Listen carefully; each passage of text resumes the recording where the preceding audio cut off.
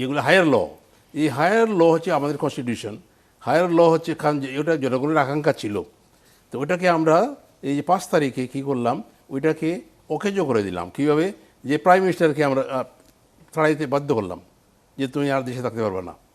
তাহলে আমাদের prime minister ছাড়া আমাদের এটাকে অকেজ হয়ে গেলো এইভাবে যে আমরা রাখতে পারতেন তাকে।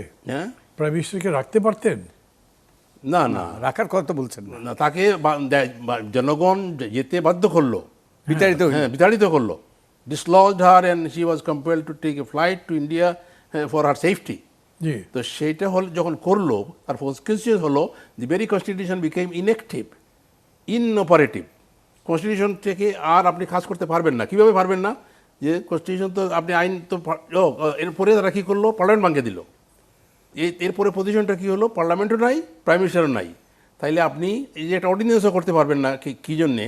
যে আমাদের কনস্টিটিউশনে আছে 48-এ যে আপনার প্রেসিডেন্ট কী কী করতে পারবে, একমাত্র প্রাইম মিনিস্টার অ্যাপয়েন্টমেন্ট আর চিফ জাস্টিসের অ্যাপয়েন্টমেন্ট ছাড়া কিছুই করতে পারেন না without the advice of the prime minister.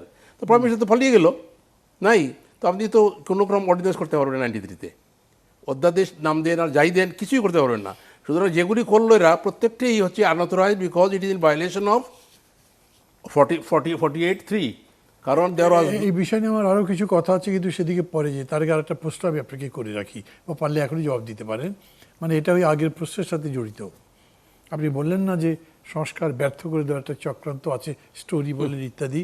আর একটা বলেছেন বিচার বিভাগ নিয়ে সরকারের সিদ্ধান্ত, বিচার বিভাগ নিয়ে সরকারের সিদ্ধান্ত ফ্যাসিস্টের পথে নিয়ে যাবে। আচ্ছা, ওইটি আসে যাচ্ছে একই প্রশ্ন আপনার। তো কথাটা হচ্ছে যে যেহেতু কনস্টিটিউশনটা ইনঅ্যাক্টিভ হয়ে গেল, ইনঅপারেটিভ হয়ে গেল, অকেজ হয়ে গেল, এই সার্কামস্ট্যান্সে পার্লামেন্টও থাকলো না। ওই যে একটা কথা বলছে পার্লামেন্ট ছাড়া যে আইন হলে এগুলো আইন না। এখন আমি কী করবো তাইলে? আমরা এই তখন এইটা ফিলোসফিটা এইরকম হচ্ছে যে every man is born with certain ইনএলিয়েনেবল rights. এই রাইটসের কিছু অংশ দিয়ে সে সরকার গঠন করে। সেই সরকার যদি অপ্রেসিভ হয়ে যায়, যখনই হয়ে গেল, তখন জনগণের ডিউটি হয় তাকে ডিসক্লোজ করা, এবং সেই in exercise of that right তারা হাসিনাকে পাঠাই দিল। তারপরে তাদের কী হলো, হাসিনাকে মান্য করা আর তাদের ডিউটি থাকলো না জনগণের। এই যে সমস্ত পাওয়ার দেওয়া হয়েছিল হাসিনাকে, প্রতিটি পাওয়ার তাদের জনগণের উপরে আবার ডিভলভ করলো, চলে আসলো। সে মালিক আবার নিজে মালিকানায় নিয়ে আসলো তার পাওয়ারটা। সেই মালিকানার বদৌলতে তারা বললো যে আমরা এখন একটা সরকার করলাম, এটার নাম দিলাম ইন্টারিম গভর্নমেন্ট। ইন্টারিম গভর্নমেন্ট বলে কোনো বস্তু আপনার কিন্তু কনস্টিটিউশনে নেই। সে বললো যে এই গভর্নমেন্ট যা করবে সবই আমরা অনুমোদন করবো। তো এবারে বিভিন্ন 90 কতজন 100 কতটা না কতজন অর্ডিনেন্স করলো, অর্ডিনেন্স করুক আর যাই হোক, without the advice of the prime minister.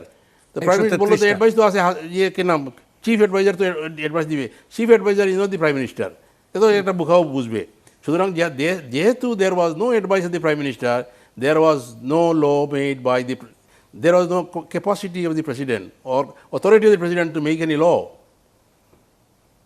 সুতরাং যেগুলো আমরা এবার করলাম, এটা ইন দ্যাট সেন্স কনস্টিটিউশন সেন্সে এটা আইন না। উনি আদেশ তো জারি করতে পারেন না? কীভাবে পারেন? উইদাউট দি অ্যাডভাইস অফ দি দুইটো কাজ পারেন, আর কিছুই পারেন না। শাহাবুদ্দিন সাহেব বললেন তো এর খবর যারা ছাড়া নাই, দেশের যে এত বড় ক্রাইসিস, হ্যাঁ, তখন আদেশ জারি করতে পারেন না।